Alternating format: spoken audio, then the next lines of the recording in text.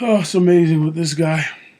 Well, the picture you see in front of you folks is a picture on the left, obviously, is the tech billionaire, ex, otherwise known as Twitter owner, Elon Musk. On the right is a picture of Jeff Bezos and his ex wife, Mackenzie Scott.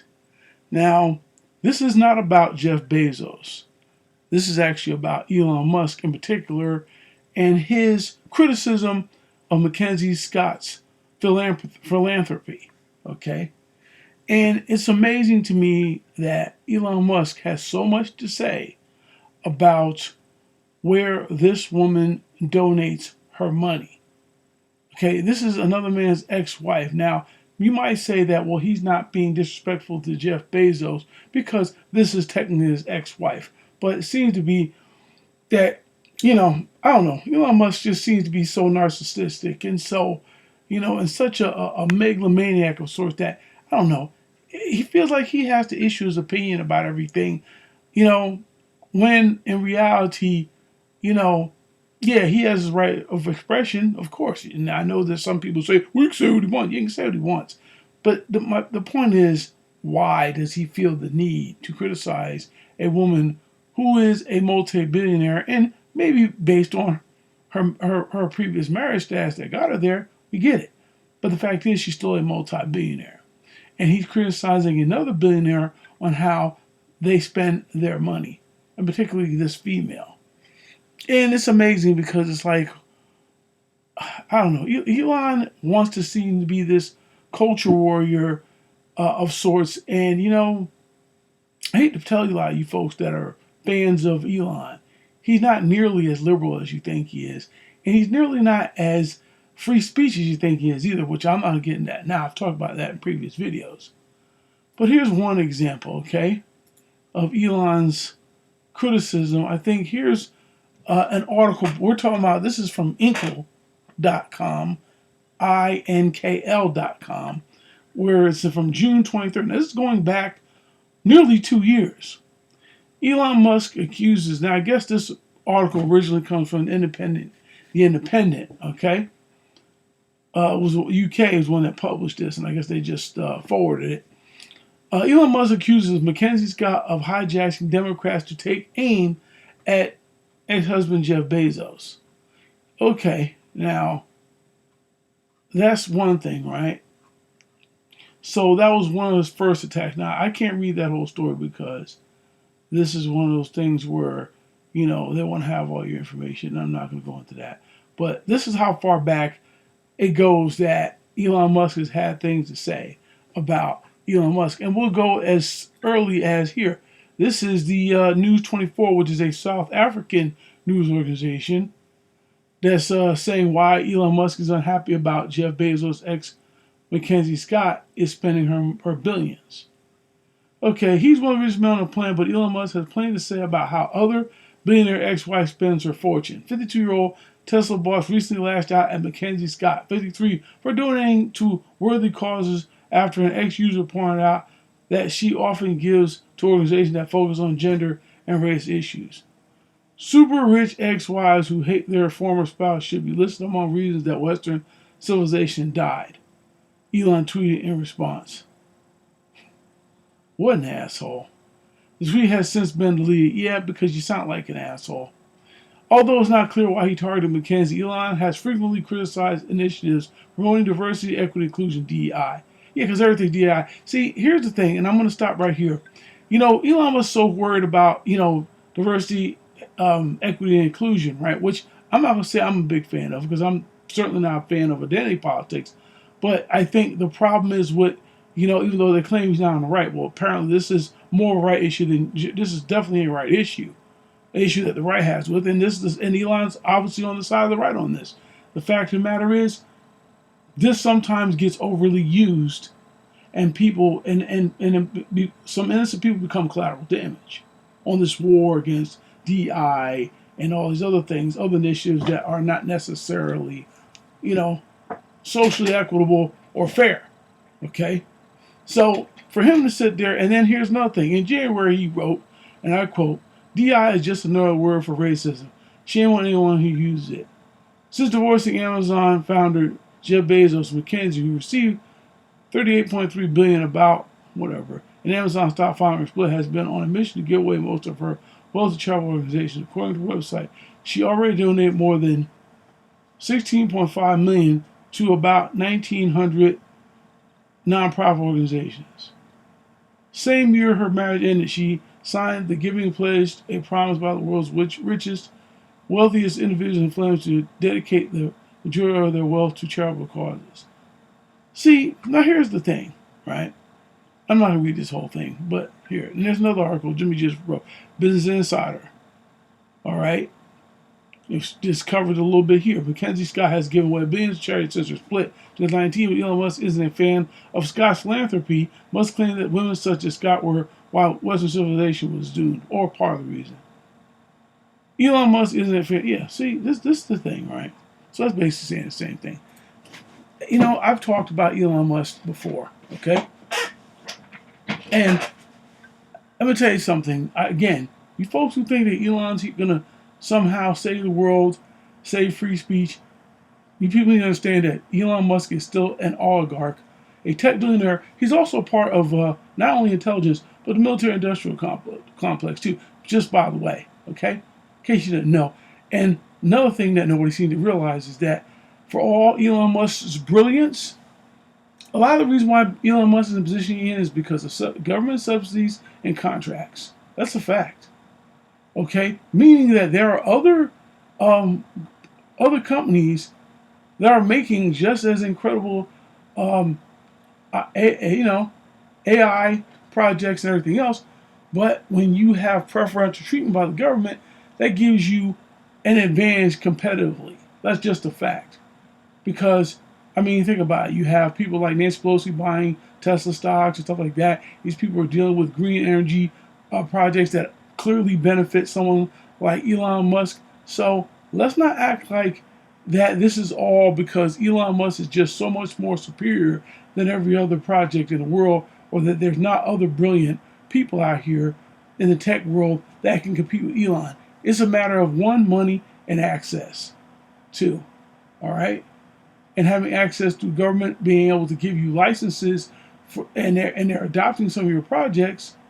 There's a lot of wheeling and dealing that a lot of us don't know that goes on behind the scenes. And it's not all about who necessarily has the best project. Let's just say that. It's about politically and ideologically what particular firms or companies are aligned with whatever the government's doing. All right? You know, Elon Musk is supposed to be about free speech, yet he hired a woman that was part of the WEF. And you know what? You know what that means? That for all the benevolent stuff that, you know, all the free speech stuff and all the freedom that Elon Musk wants to be aligned with, at the end of the day, he still knows that he has to play the game. Okay? And I'm going to tell you something. The X, it's clear that a lot of these Zionists are being pumped in the algorithm.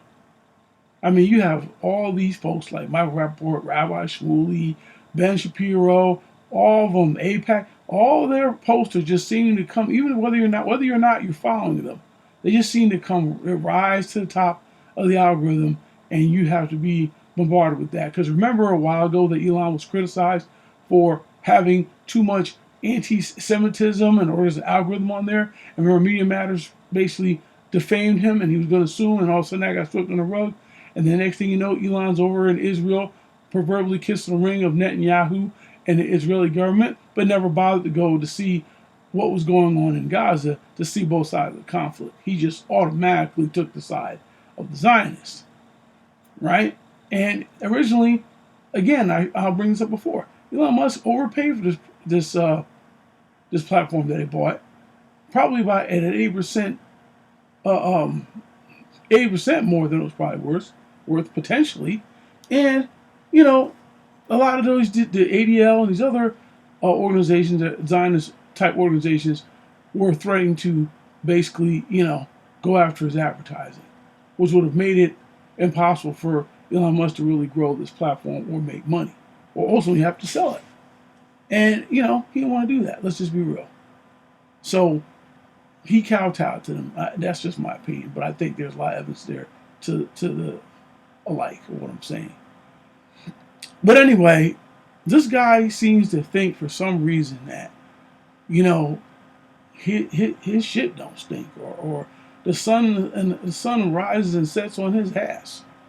It's like, you know, it's not just one thing. It's this. It's other things. There's a lot of racial stuff that goes on with some of his posts where he keeps pushing this idea that we have this anti-white society that black people don't control, but somehow he has no problem allowing black people to be scapegoated in the prospect. You know, in reality, he's not looking at the people behind some of these so-called anti-white black people that are on these platforms being pumped basically by white donors. But Elon doesn't seem to want to have that conversation. He just basically lets it get slammed right on the backs of black folks. You know, then we want to talk about DEI. Let's talk about Claudine Gay, the former president of Harvard, who was only the president for 6 months, that was accused of plagiarism and all this other stuff, and the claim of her being a DEI hire. And you know, Elon had a lot to say about the school being defunded in order to pressure them to have her fired. Okay, he had a lot to say about that. Okay, and the thing is, you know what's funny? There was never any proof that Claudine Gay actually plagiarized. There was a lot of rumors, and Bill Ackman was another one, was a billionaire that, you know, was a big part of that, and a few other ones. And you know, Mr. Dave Portnoy from Barstool Sports had a lot to say. Again, he's one that's part of the tribe, just to say it like that. So, you know, he was right there saying we're not going to take anything from MIT and Harvard, this and that, until they get rid of these presidents because of what they said. And you know what Claudine said wasn't even a lie. That's the thing. It did depend on the context on whether or not someone said kill all Jews or kill, you know what I mean? Because the fact of the matter is, what if somebody's doing a play, for example? What if somebody's quoting somebody else? Are they automatically guilty of spreading anti-Semitism? That was her bigger point, I think, when she said it depends on the context. Words are not automatically hate speech. But, you know, people like a lot of these Republicans, for some reason, that seem to be bought by AIPAC, particularly in the House, same one that want to pass a resolution to say that anti-Zionism is the same as anti-Semitism, which is not, it couldn't be further from the truth. It's completely intellectually dishonest, which shows you that we have a lot of people in government that are bought by a foreign agent, okay, for Israel. They should have to register as foreign agent, but isn't. But you know, Elon Musk ain't talking about that because he's buddies with him. He's over there at the Auschwitz museum over there in Poland with Ben Shapiro, you know, with his nose up in the air, you know, over there kowtowing. I mean, it's just ridiculous. And this guy has all the, I mean, come on. Listen, we don't even know what organizations that Mackenzie Scott donates her money to. Now, nobody has to agree with it, but it's her money. Guess what, Elon? It's her money. Okay? Hey, you know what? I hope, and this is my opinion, she's not donating money to Black Lives Matter because that ain't a real organization. And they love to talk about Black Lives Matter, but you know what the whole thing about it was?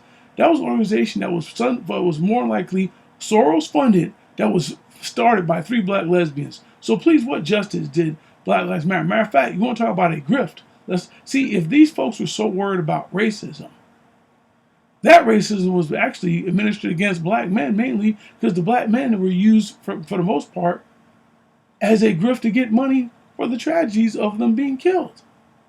It's just like the whole thing with George Floyd. All the right people like to talk about George Floyd.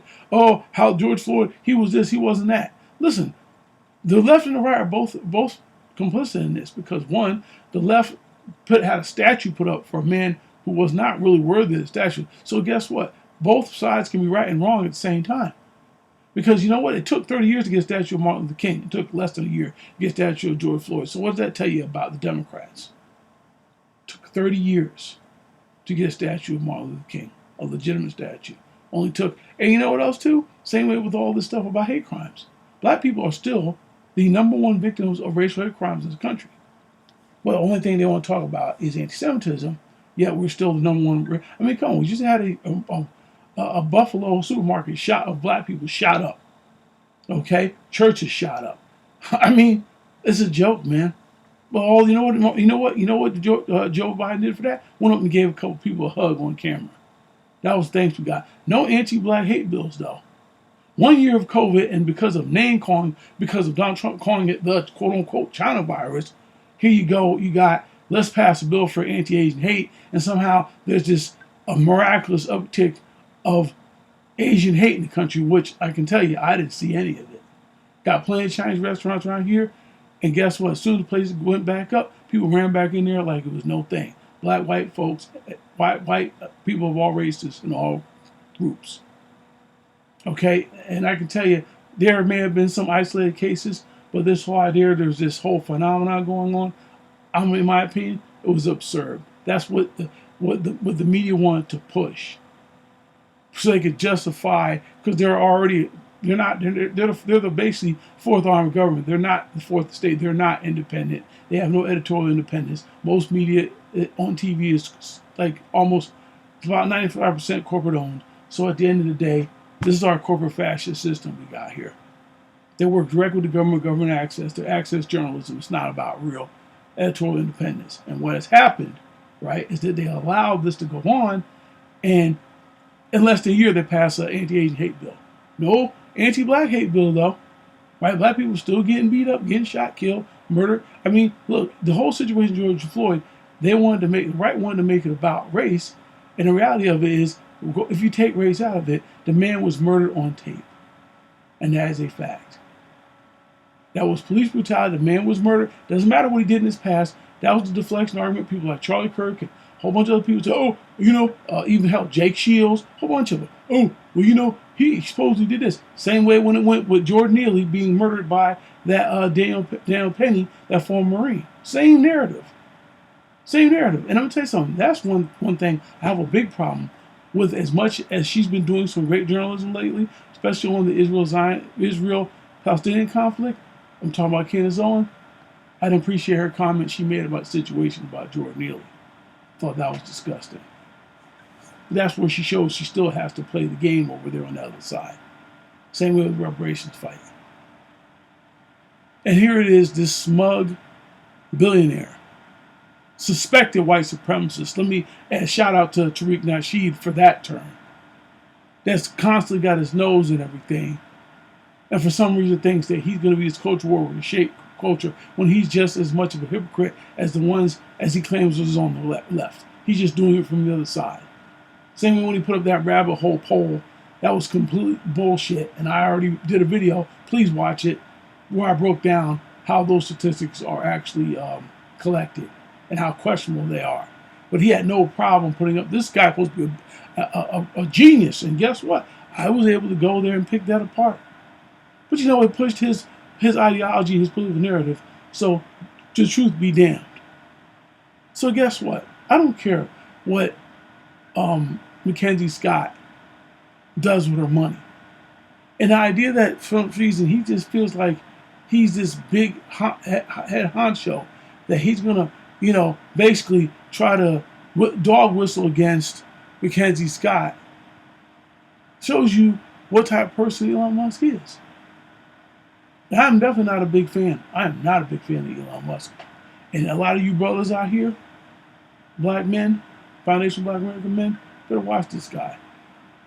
You better watch this guy. And again, when this election comes, we need to be voting not for the Democrats, folks. We need to play chess, not checkers. I'm not going to tell you to vote for, but you get the idea. But if you vote for the Democrats, you might as well just basically hang yourself out there in a tree. That's my opinion. Because we need to do something different, folks. We need to show the masses that we're not owned by any party, and we're willing to vote for any party that in any way gives us the best opportunity. Even if they don't promise us anything right away, even though that is the nature of the game. But guess what?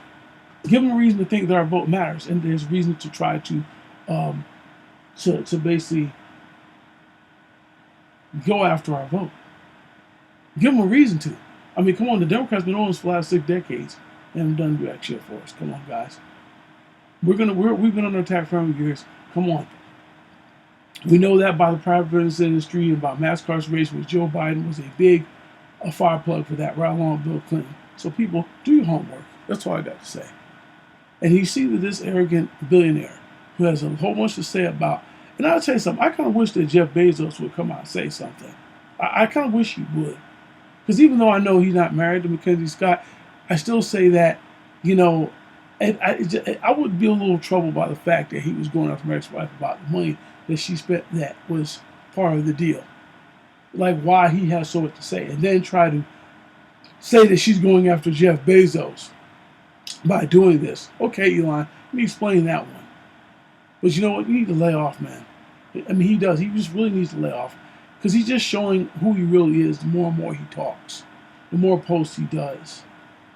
So, but go ahead, keep talking, keep letting us know. And I just hope that people realize that, you know what, maybe they need to really push these antitrust laws a little bit more. They need to break up some of these power beacons because they're not about helping the country. They're about being rich and being powerful. See, you can Elon Musk can have all these billions of dollars. He can be on paper the richest man in the world. He's still not the most powerful man in the world. And I think that in reality, that still bothers him. But you know what? I don't think that any one person or people should have this much concentration of power, much less wealth. But at the end of the day, it's his money, it's his money. But at the end of the day, just because you have this money doesn't mean you should have it. Doesn't mean that your money should influence everything in everybody's lives. We still need to have a situation here where people still have the right to say no. And it gets to be harder when you have these tech billionaires buying up, or these billionaires, general oligarchs buying up the media and buying up everything else to where you don't have very much choices. And you know what? Elon's not trying to do anything any different than Mark Zuckerberg. You know, because before, remember with the crypto thing, he wanted to do the Libra Calibra thing. These people want to get involved in the banking system too. They want to have massive control, global control. Elon Musk is no different. Folks, pay attention. He has a lot to say about Mackenzie Scott because again, he's against diversity. He's against feminism. Hey, I'm against feminism for probably a different reason than Elon Musk is. Let's just be honest. I'm not against this country. This is what a lot of people forget, especially a lot of people on the right. And that includes people like Nick Fuentes. This country, you might think that it was founded by whites, but at the end of the day, this country's strength was in its diversity of thoughts, in its cultural diversity, ideas of cultural diversity. Country, the labor of force in itself.